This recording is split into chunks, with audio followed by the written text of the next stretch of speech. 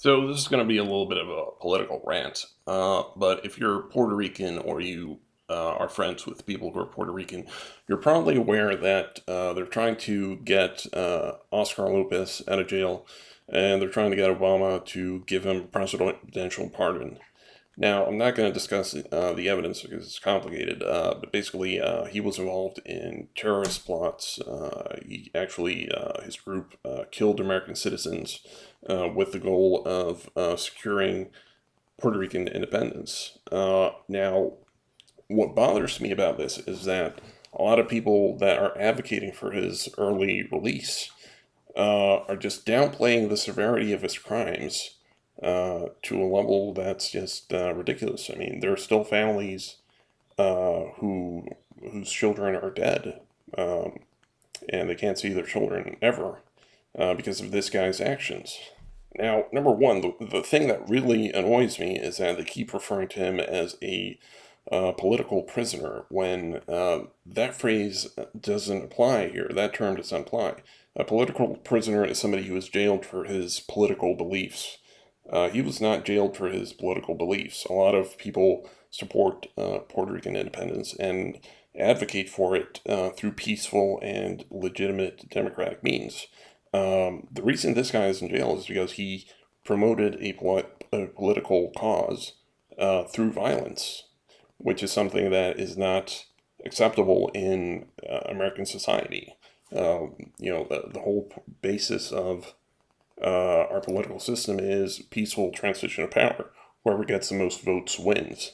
If you want to get a particular policy enacted, you need to convince other people. You don't do it through violence. And the other thing is that the Oscar Lopez defenders appear to not understand how serious the charge of seditious conspiracy is. Seditious conspiracy is basically conspiring to overthrow the government. And, in this case, um, it's not just that he was using violence to try to overthrow the United States government, which is, when you boil it down, it's going against the collective will of 300 million people who support the current government. But in his case, because he was advocating Puerto Rican independence, which at the time had less than 3% support and has never gotten more than 3% support since at least 100 years, he was going against the will of the people of Puerto Rico. And he was doing it through non-legitimate, violent means. Now, I've tried to read about the case. Hillary Clinton in the 2000s asked asked that he should be pardoned only if he gave a clear declaration stating that he rejected the use of violence for political means, the use of political violence, the use of violence to promote a political cause. And as far as I can tell, he's never done that. So my concern here is that in supporting the pardon of Oscar Lopez, the message that the Puerto Ricans are sending collectively is that we support the use of violence to affect political change. Um, and by the way, I'm not saying that the use of violence to enact political change is wrong in all cases. Look, if we were in Nazi Germany, yes, you would be completely justified in using violence to overthrow the Nazi regime.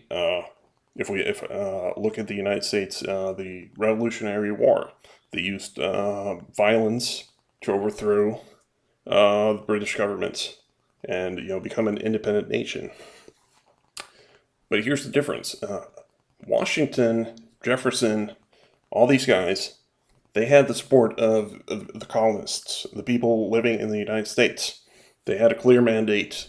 That was a legitimate revolution. Their use of violence was legitimate.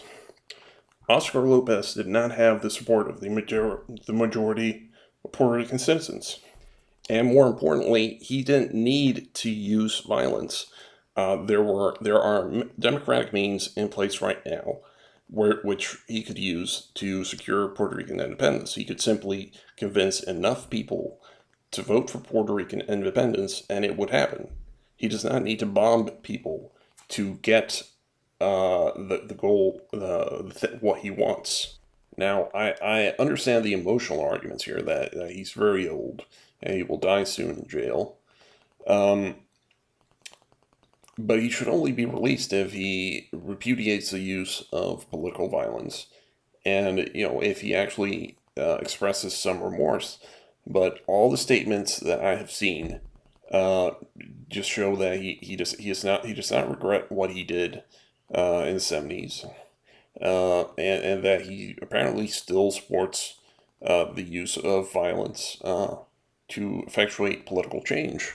And I guess another thing that really upsets me about these petitions that are going around online is that they've conflated the issue of national identity and made it a nationalist issue to say that as long as you're a Puerto Rican, you have to support him. You have to support Oscar Lopez merely because you're Puerto Rican or because you have family that's Puerto Rican.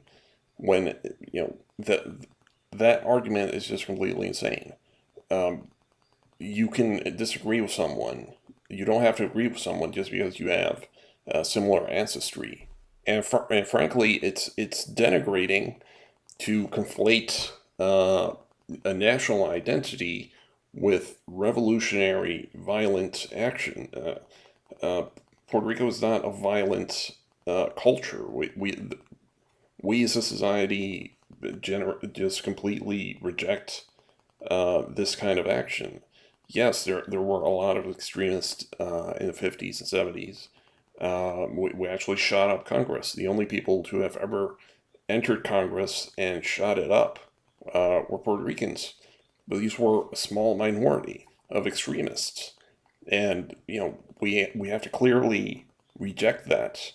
Yeah, it's particularly right now when both the pro-state party, the pro-independence party, and the status quo party are all depending on a federal bailout, which is basically money that would be sent here from taxpayers in the other 50 states to solve the fiscal crisis. So we're completely fiscally dependent on the federal government.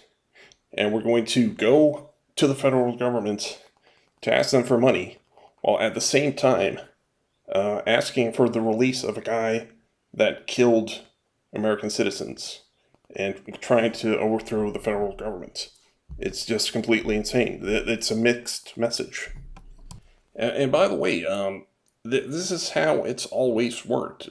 When Lopez took up arms and decided to kill people in order to promote his political cause, he knew the consequences. He knew that he would either die shot by a police officer or die in jail as a result of his actions. And that's the way it's always been.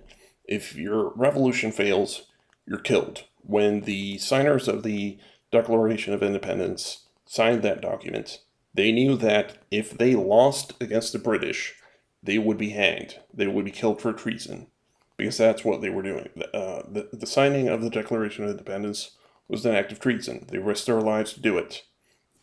Oscar Lopez did the same thing. The difference is he lost, and he simply did not have the support. Philosophically, historically, I think he should accept the consequences.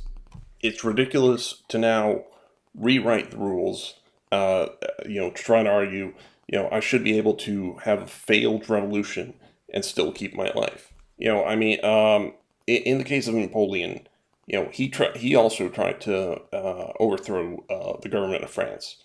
He failed. He died in exile.